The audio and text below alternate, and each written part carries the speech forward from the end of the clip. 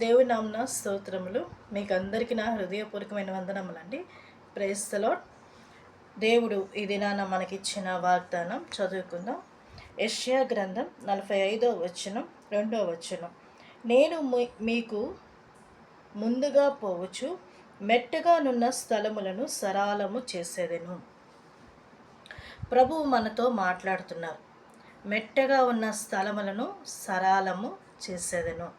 ఈ దినాన కోరేష్తో చెప్పిన మాట ఈ దినమున మనతో కూడా ప్రభు చెప్తున్నాడు. ఏమని చెప్తున్నాడు? ఆ ముందు మనం చూస్తే, అతని పక్షమున జనములను జయించుటకు నేను అతని కుడి చేతిని పట్టుకొని ఉన్నాను. ఈ దినాన ప్రభు కూడా మనతో చెప్తున్నాడు, నేను మీ కుడి చేతి నేను పట్టుకొని ఉన్నాను, మీకు జయమే కలుగునుగాక. ఆమేన్. నేను రాజుల నడికట్లను విప్పుదును, ద్వారములు అతని ఎదుట నుండి వేయబడకుండా తలుపులు తీసేదను. ఈ దినాన అనేక పరిస్థితులు మనకు ఆశీర్వాదాలు రావాల్సినవి, దీవెనలు రావాల్సినవి, చాలా ఆటంకాలు, చాలా బలహీనమైన పరిస్థితులు మన ఎదుట ఉన్నవి. అయితే దేవుడు అంటున్నాడు, వాటినన్నిటిని కూడా నేను కొట్టివేస్తాను. ద్వారములు అతని ఎదుట వేయబడకుండా తలుపులు తీసేదను. ప్రభు మనకి వాగ్దానంతో కూడిన మాటలు ఇస్తాను. ఇదిగో తలుపు నీ ఎదుట తీసి ఉన్నాను, ఎవడునూ దానిని వేయనేరడు. ప్రభువు కానీ ఆ తలుపులు, ఆశీర్వాదపు తలుపులు దేవుడు తెరిస్తే మనల్ని ఎవరు కూడా ఆపలేరు. ప్రభు ఆశీర్వాదం ధారాళంగానే వస్తుంది. ఆ విధంగా దేవుడు దయచేయునుగాక. ఆమేన్ అని యెహోవా తాను అభిషేకించిన కోరేషుని గురించి సెలవిచ్చుచున్నాడు. నేను నీకు ముందుగా పోవచ్చు, మెట్టగానున్న స్థలములను సరాలము చేసేదను. మన లైఫ్లో ఈ సంవత్సరం అంతా జనవరి, ఫిబ్రవరి, March, April, May, June, July, August, September, November, December కూడా వచ్చేసాం. అంటే ఈ సంవత్సరం ఆఖరి నెలలో మనం ఉన్నాము. ఎన్నో ఆటంకాలు, ఎన్నో మెట్లు, మనకి ఆపద అనేది మెట్టు వచ్చింది. అప్పుల సమస్యలు, ఆర్థికపరమైన ఇబ్బందులు, రోగాలు, రకరకాల స్టెప్స్ వస్తూ వచ్చినాయి. ఒక్కొక్క నెలలో మనం ఒక్కొక్క బలహీనతలు ఎదుర్కొంటూ వచ్చాం. అవమానాలు, ఆ తర్వాత చీకటి కోణాలు, రకరకాల పరిస్థితులు మనం ఎదుర్కొన్నాం. అయితే ప్రభు అన్నాడు, అవన్నీ నేను కొట్టివేస్తాను, సరాలము చేస్తానన్నాడు. ఎప్పుడు మనం ఒంటరికి వెళ్ళిపోతున్నా కాదు, మన ముందు యేసయ్య ఉన్నాడు. మన ముందు ఆయన ఉన్నాడు, మనము మన ఎదుట ఉన్నాడు. ఆయన వెనక మనం ఎప్పుడు నడుస్తూ ఉండాలి. అప్పుడే మన మార్గాలు సరళం చేయబడతాయి. మనం అన్నీ చేయగలము, అన్నీ చేసేస్తాం, మా సామర్థ్యం మాకుంది, డబ్బు ఉంది, బలగం ఉంది అని ఎన్ని అనుకున్నా వ్యర్థమే. ప్రభు మన ముందు లేకపోతే ఏది కూడా కార్యాలు సఫలం కావు. ప్రభు మన ముందు ఉన్నాడు. ఓకే, ఈ దినాన నేను ఒక సాక్ష్యం చెప్పాలని ఆశపడుతున్నాను.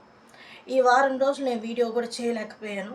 ఎందుకనంటే 2 వారాల నుంచి మా ఫాదర్కి హెల్త్ బాగాలేదు, చాలా సీరియస్ అయిపోయింది. ఇక మేమైతే ప్రభా భారం, ఏమన్నారు దేవుడు, నీ భారము యెహోవా మీద మోపము అని. కాబట్టి నేను ప్రభు మీద భారం వేశాను. మా కుటుంబం అంతా ప్రార్థన చేసాము, ప్రభా మీరు కార్యం చేయండి, ఆరోగ్యం దయచేయండి అని. దేవుడు ఆరోగ్యం ఇచ్చి అందరికన్నా ముందే వచ్చి ప్రార్థన స్టార్ట్ చేసి పాట పాడి వర్షిప్ చేసి దేవుడు అట్టి కృపను ఇచ్చాడు. ఆయన అభిషేకించిన వ్యక్తిని దేవుడు సిగ్గుపరిచే దేవుడు కాదు. ప్రభు వాడుకుంటాడు. నీతిమంతులు ఎన్ని మారులు ఒకవేళ బలహీనతలు వచ్చినా, ఆపదలు వచ్చినా, అవమానాలు వచ్చినా, రకరకాల పరిస్థితులు వచ్చి పడిపోయినా కూడా ప్రభువు లేవదీస్తాడు. అయితే మనము కృతజ్ఞులమై ఉండాలి. మనం పడిపోతుంటాం. బాప్తిజం తీసుకున్నారు కదా, ఇలాంటి వాళ్ళు తప్పు చేయొచ్చా, అబద్ధాలు ఆడచ్చా, మోసం చేయొచ్చా, రకరకాల క్వశ్చన్స్ వేస్తుంటారు లోకస్తులు. ఎందుకంటే తెలియని వారు, వాళ్ళు ఏమనుకుంటారంటే బాప్తిజం తీసుకుంటే దేవుళ్ళు అయిపోతారని. కాదు, మనం బాప్తిజం అనేది ఎలా అంటే ఒక సంచ కరువు. అంటే ఆధార్ కార్డ్ ఎట్లనో మనం ఏదైనా తీసుకుని వెళ్ళాలన్నా, బయటికి వెళ్ళాలన్నా, రేషన్ కార్డ్ ఇవన్నీ మనకి అవి ఉండటం వల్ల మనకు ఒక బెనిఫిట్. మనం మనం ఏంటి పౌరులమే, ఇండియా యొక్క పౌరులమే అని మనం ఇది ఉంది కదా.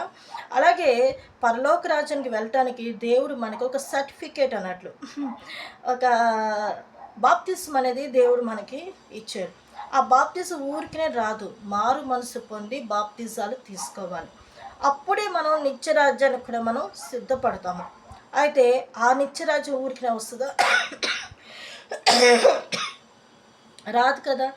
మనము ఏం చేయాలి అని అంటే ప్రభు కోసం మనం పోరాడాలి, నిలబడాలి, అభిషేకం పొందాలి. మనము మెట్లు ఎక్కేటప్పుడు ఇటొక సింహం ఉంటుంది, ఇటొక సింహం ఉంటుంది. ఆ సింహాసనం మనం చేరాలి అని అంటే ఆ మెట్లుకి ఎక్కేటప్పుడు సింహాలు ఉంటాయి కదా, అవి గర్జిస్తుంటాయి, బలహీనపరచవచ్చు, పరిస్థితులను బట్టి మనల్ని రకరకాల టెన్షన్స్ పెట్టచ్చు, అవమానాలు కలుగుతాయి, తీసి పడేయచ్చు, లెక్కలేనితనంగా చేయొచ్చు, మేలు చేసిన వాళ్ళకి కీడు చేయాలనే ఉద్దేశాలు ఉండొచ్చు, రకరకాల పరిస్థితులు జరుగుతూ ఉంటాయి. అయితే ఈ సింహాలు ఏం చేస్తాయి, మనల్ని బెదిరిస్తున్నా కూడా మనము మాత్రం మన గురి సింహాసనం. అది మనం చూస్తూ ఏసయ్య ఎదుట మనం నిలబడాలి, ఎక్కుతూ మెట్లు ఎక్కుతూ ఉండాలి. అయితే మెట్లు ఎక్కేటప్పుడు మనము అటు ఇటు చూస్తే పడిపోతాం. పేతురు గారు అలలు వస్తున్నాయి, ఏసయ్య నడవటం చూసి నేను కూడా నడుస్తానని ప్రభుతో అన్నప్పుడు సరే నడువు అన్నాడు. ఎప్పుడు ఏసైని చూస్తూ నడిచాడో అతనేమి పడిపోలా, మునిగిపోలా. ఎప్పుడు అతను అటు ఇటు చూశాడో మునగటం ప్రారంభించాడు. అప్పుడు ఏసై తన చెయ్యి అందించిన తర్వాతనే అతను నించున్నాడు. అలాగే మన ఆత్మీయ జీవితంలో కూడా మనం మెట్లు ఎక్కేటప్పుడు మన ముందు ఎన్నో మెట్టలు ఉన్నాయి. ఆ మెట్టలన్నీ ప్రభువే సరళం చేస్తారు. సరళం చేసి మనకు ముందుగా వెళ్ళి దేవుడు మనకి గొప్ప కార్యాలు చేస్తారు. మనకెవరు ఉన్నారండి? యేసయ్య ఉన్నారు. దైవజనులు దేవుడు ఎందుకు నిలబెట్టారు అని అంటే మన నిమిత్తమై వాళ్ళు ప్రార్థన చేస్తున్నారు, మన నిమిత్తమై దేవుణ్ణి అడుగుతున్నారు, ప్రభా ఈ దినం మేము బిడ్డలకి ఏం వాక్యం చెప్పాలి, ఏం మాటలు చెప్పాలి అని అనుకుంటూ ఉంటారు, ప్రార్థన చేస్తారు. ఒక్కోసారి టైం కుదరదు, వాళ్ళు చెప్పాలనుకున్న మాటలు ఒక్కొక్కసారి కూర్చొని బైబిల్ పట్టుకొని చదవటానికి కూడా సారీ అండి, బైబిల్ పట్టుకొని చదవటానికి కూడా కుదరదు ఒక్కొక్కసారి. అప్పుడు ఏం చేస్తారంటే వాళ్ళు దేవునిలోనే ఉంటారు కాబట్టి ఆ మాటలు ప్రభువు నిలబడిన స్టెఫను ఏ విధంగా చెప్పాడో ఆ విధంగానే పరలోకపు మర్మాలు వాళ్ళ నోటిలో ఉంటాయి. సమయం కూడా తెలియదు. దేవుని మాటలు మనం చెప్తూ ఉన్నప్పుడు, దేవుని గురించి చెప్పేటప్పుడు సమయం తెలియదు మనకి. ఎందుకనంటే ప్రభువుని మనం గనపరుస్తున్నాం, ప్రభువు గురించి వివరిస్తున్నాం, ప్రభువుని మనం మహిమపరిచే విధంగా మాటలు చెప్పుతున్నాం. కాబట్టి ప్రభువు ఆయన మహిమపరచబడుతున్నారు. సమయం అనేది తెలియదు మనకి కదా. కాబట్టి అయితే దానికంటూ లిమిట్ ఉండదు, ప్రతిదీ కూడా ఒక టైమింగ్ అనేది మనకి ఉంటుంది. కాబట్టి సమయము సందర్భాలు అన్నీ ప్రభు ఆధీనంలో ఉన్నాయి.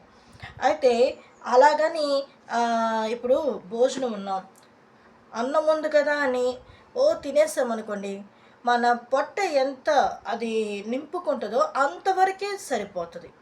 ఆత్మీయ ఆహారమైనా కూడా అంతే. మనం ఎంతవరకు మనం తిని అది మనకి ఎంతవరకు అవసరమో అంతవరకు ప్రభు మనకి దయచేస్తారు. అంతకన్నా ఎక్కువైంది అనుకోని వామిటింగ్ అయిపోద్ది, ఆ ఉన్నది కూడా ఏమైపోద్దో కూడా తెలియదు. కాబట్టి దేవుడు మన పక్షాన ఉన్నాడు, ఆయన మాటలు మనకెప్పుడు ఉంటాయి. దేవుడు మనల్ని ప్రేమించి మనకు ప్రతిదినము మాటలు ఇస్తూ ఉన్నారు.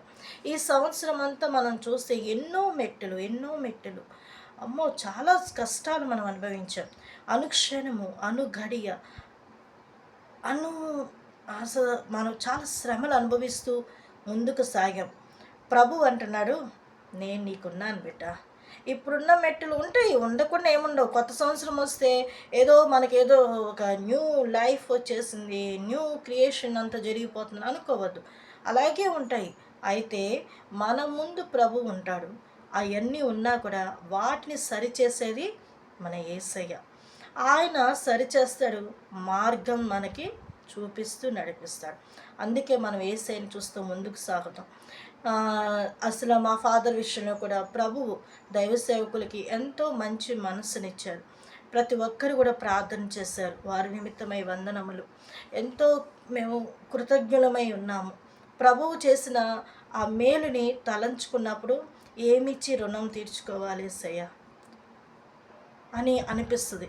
ఎందుకంటే నా వల్ల అయితే ఏమీ లేదు. నా ప్రాణాత్మ శరీరం నిన్ను మహిమపరచడమే. అంతే కదా మనం అందరం చేయగలిగింది. ఏదో ప్రభువు ఇచ్చిన దాంట్లోనే మనం ఇస్తున్నాము, కానీ మనంతటా మనం ఏమి చేయలేము. ఏమి ఇవ్వాలన్నా కూడా ప్రభువు దయచేస్తేనే కదా. కాబట్టి మనం దేవునికి సాక్షులంగా ఉండాలి. అందుకే బైబిల్లో నీవు నీ విరిగి నలిగిన హృదయాన్ని ప్రభువు కోరుకుంటున్నాడు. ఈ సంవత్సరం అంతా ప్రభువు నిన్ను కోరుకునేది ఏంటంటే నీ మనస్సును ఆయన అడుగుతున్నాడు, నీ హృదయం అడుగుతున్నాడు. విరిగి నలిగిన హృదయంతో ప్రభువుని ఆరాధించుదాం. దేవుడు మనకి ఈ సంవత్సరం అంతా కాపాడాడు, క్షేమాన్ని ఇచ్చారు. అసలు ఈ నెలలో మేము ఎలా ఉంటుందో పరిస్థితి అనుకున్నాం. ప్రభు కాపాడాడు, తోడుగా ఉన్నాడు, మనకి నెమ్మదినిచ్చాడు కదా. దేవుడు సహాయం చేశాడు. అనేక ఇబ్బందులు కలిగినా కూడా ప్రభు ఆ క్షణాన అలా కాపాడుకుంటూ వచ్చాడు. కాబట్టి నా ప్రియమైన వాళ్ళారా, దేవుడు మనకిచ్చిన ఈ సమయాన్ని, ఈ నిమిషాన్ని ప్రతిది కూడా మనం కృతజ్ఞులమై ప్రభువుని మహింపరుద్దాం, దేవుని స్తుతిద్దాం. అలాగే నాకు కూడా దేవుడు ఆరోగ్యం ఇచ్చారు. చాలా బలహీనంగానే ఒక రోజంతా నేను ఉండాను. అయితే నా ప్రభువు నాకు శక్తినిచ్చాడు, నాకు బలమునిచ్చాడు. నేను ఎప్పుడైనా కృంగిపోయి అలా ఉన్నప్పుడు ప్రభువు నాకు ఆయన మాటలు నన్ను ఎంతో ధైర్యపరుస్తూ ఉంటాయి. రకరకాల పరిస్థితులు యేసయ్యనే కొట్టారు, యేసయ్య మీదే ఉమ్మేశారు. యేసయ్య అంతటోళం కాకపోయినా కూడా ఆయన బిడ్డలం కదా, మనకి కలుగుతాయి. పేతురుని చూసి వాళ్ళు యేసయ్య శిష్యులకు కలగలేదా? కలిగినాయి. యేసయ్య శిష్యులకి అవమానాలు కలిగినాయి, నిందలు కలిగినాయి. యేసయ్యని సిలువ మీద వేస్తే వాళ్ళనైతే శిరశ్ఛేదం చేశారు. రకరకాల పరిస్థితులు వాళ్ళు ఎదుర్కొన్నారు. అంత మాత్రాన యేసయ్య ప్రేమను వదిలేరా? వదల్లా. వాళ్ళు చనిపోతే మేము బతుకుతే క్రీస్తు కొరకే, చావైతే మరీ లాభం. ఎందుకు ఆ మాట అన్నారు అనంటే, ప్రభు కోసం మేము నిలబడుతున్నాం. దేవుని ఇక్కడ కన్ను మూస్తే అక్కడ తెరుస్తాం. మన నిరీక్షణ అదే. మనమందరము కూడా అట్టి నిరీక్షణతో ముందుకు సాగాలి, ధైర్యంగా ఉందాం. దేవుడు రాత్రి కూడా నేను ఉన్నప్పుడు నాకు ఒక మాట దేవుడు ధైర్యపరిచాడు. యెహోషువ అన్న మాట, భయపడకము, జడియకము, నేను నీకు తోడై ఉన్నాను.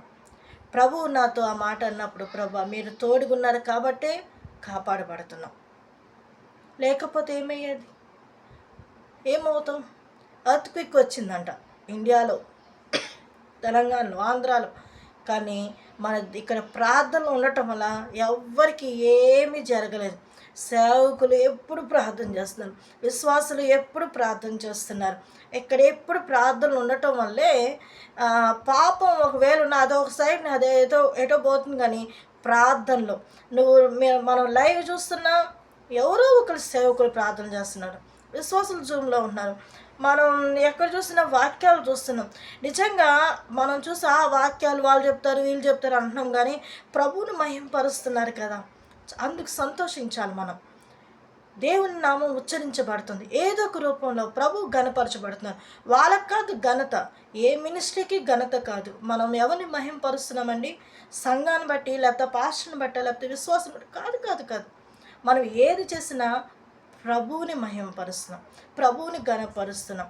కాబట్టే మనకి అతుపిక్కు వచ్చిన, సునామీలు వచ్చిన, ఏదొచ్చినా కూడా అంత భయంకరంగా రాకుండా దేవుడు ప్రతి ఒక్కరిని కాపాడుకున్నారు. భయం అనేది లేదు మనకి. ఎందుకనంటే మన దేవుడు మన పక్షాన ఉన్నాడు. ఎందుకనంటే ఇక్కడ ప్రార్థనలు జరుగుతున్నాయి. ప్రతి యాజకుడు, ప్రతి ఒక్కరు కూడా కన్నీటితో ప్రార్థన చేస్తున్నారు. ఒక మినిస్ట్రీ ఇంకొక మినిస్ట్రీ వాళ్ళే దేవుని వెళ్తారు, ఇంకో మినిస్ట్రీ వాళ్ళే వెళ్తారు, లేకపోతే ఈ చర్చి వాళ్ళే వెళ్తారు, ఈ విశ్వాసే వెళ్తుంది, ఆ విశ్వాసం వెళ్ళదు. మనం ఎవరు జడ్జిమెంట్ చేయడానికి? ప్రభు మనకి అది ఇవ్వాల. ఆ జడ్జిమెంట్ చేసే ఇది మనకి ఇవ్వలేదు ప్రభు. అందుకే అన్నాడు దేవుడు, తీర్పు తీర్చకండి. తీర్పు తీర్చేది ఎవరు? దేవుడు. కాబట్టి డోంట్ జడ్జిమెంట్ ఎనీ వన్. ఎవరిని కూడా జడ్జిమెంట్ చేయకండి. ఎందుకనంటే ప్రభు తీర్పు తీర్చేది. ఎవరిని ఎలా సరిచేయాలో, ఎవరిని ఎలా పెట్టాలో ప్రభువుకు తెలుసు. ప్రభువు సరిచేస్తారు, బుద్ధి చెప్తాడు, ఆయన మార్గాల్లో మళ్ళీ నడిపిస్తాడు. యోన అంతే కదా, ప్రభు మార్గం కాదని చెప్పేసి తనకిష్టమైన మార్గం వెళ్ళాలంటే చేప కడుపులో 3 రోజులు ఉపవాసం ఉంచి ప్రార్థన చేయించాడు. సరే దేవుడు చేయలేదు కదా అని మళ్ళీ ఆడు కూర్చొని ఉంటే చెట్టు కింద పడుకున్నాడు అయ్యగారు. దేవుడు చేయడు నాకు తెలుసు, ఆయన ప్రేమ కలిగినాడు, శాంతమూర్తుడు అని చెప్పుకుంటా ఉంటే, ఈయన నువ్వు నన్ను ఎందుకయ్యా మళ్ళీ ఇంత దూరం తెచ్చావు, నువ్వు ఎలాగో చెయ్యవు. వాళ్ళు చెప్పిన వెంటనే రాజుతో సహా అందరూ పశువులు కూడా ఉపవసించి ప్రార్థన చేయించారు. నాడు ఏం జరగదు, నేను ఇంత ప్రయాసపడి నన్ను చేప కడుపులో పెట్టి మళ్ళీ పైగా నన్ను ఇలా చేసావు అని చెప్పేసి ఆయన ఏం చేశాడు, చెట్టు కింద, సొద చెట్టు కింద పడుకున్నాడు. పడుకున్నప్పుడు దేవుడు ఏం చేశాడో తెలుసా, ఒక పురుగును పుట్టించి ఆ చెట్టంతా తినేసేటట్లు చేశాడు. అప్పుడు ఆయనకి నెత్తి మీద ఎండ వచ్చింది. అబ్బా ఏంటి ఈ ఎండ అన్నప్పుడు ప్రభు అంటున్నాడు, చూసావా ఎండ తగులుతూనే నీకు అంత బాధ అవుతుంది. ఆ శాపాన్ని అనుభవించాలంటే ప్రజలు ఎంత బలహీనం అయిపోతారు. ప్రభు అది గ్రహించాడు, యోనాని నిలబెట్టుకున్నాడు. దైవ సేవకులు కూడా నిలబెట్టుకున్నారు. అనేక మంది ప్రార్థనా పరులు ఉన్నారు, అనేక మంది ఉన్నారు. వారందరూ ఒక్కొక్క ప్రార్థన చేస్తూ ఉన్నారు. ఆ ప్రార్థనలు బట్టే మనం కాపాడబడుతున్నాం. ఏంటి మనకి ఇంకా రాలేదు, అన్ని ఊళ్ళల్లో అటు ఇతర దేశాలు చూడండి కుప్ప కూలిపోయినాయి, ఇల్లులు స్మాష్ అయిపోయినాయి, అట్లా మనం వార్తలు వింటున్నాం. కానీ మనకి ఎర్త్క్వేక్ వచ్చిందంటే ఏమన్నా అయిందా? లేదు. బికాస్ వై అంటే ప్రార్థన. చాలామంది ప్రార్థన వస్తుంది అనే లోపలే, ఆ సమాచారం అందే లోపలే జనాలు ఒక్కసారి క్రైస్తవులందరూ నాకు తెలిసినంత వరకు ప్రార్థన ప్రభా ఎవరికి ఏమి వాళ్ళ కోసం కాకపోయినా జనాలందరి కోసం, ప్రపంచం కోసం, దేశం కోసం ప్రార్థన చేస్తున్నారు, స్తోత్రాలు చెప్తున్నారు, సేవకులందరి కొరకు ప్రార్థన చేస్తున్నారు. కాబట్టే మనమందరం కాపాడబడుతున్నాం. నువ్వు నేను మనం అందరం ప్రార్థనలే, దేవుడు మన ప్రార్థనలు ఆలకిస్తున్నాడు. అందుకే దేవుడు అంటున్నాడు, ఇక నుంచి భయపడకండి, మెట్టగా ఉన్న ప్రాంతాలను దేవుడు సరళం చేస్తారు. ఆయన మనకు ముందుగా ఉంటాడు, మనకి మంచి మార్గంలో నడిపించడానికి దేవుడు సహాయం చేస్తున్నాడు. దేవుడు ఇచ్చిన ఈ చిన్న వాక్యాన్ని బట్టి స్తోత్రములు. Praise the lord.